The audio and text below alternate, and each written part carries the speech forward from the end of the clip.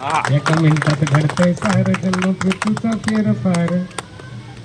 तर हे असलं काही सुचतं आणि लिहून जातो तुमच्या सगळ्यांच्या कृपेने आणि सहकार्याने शुभेच्छांनी. आणि मस्त 350 कविता आत्तापर्यंत लिहून झाल्या.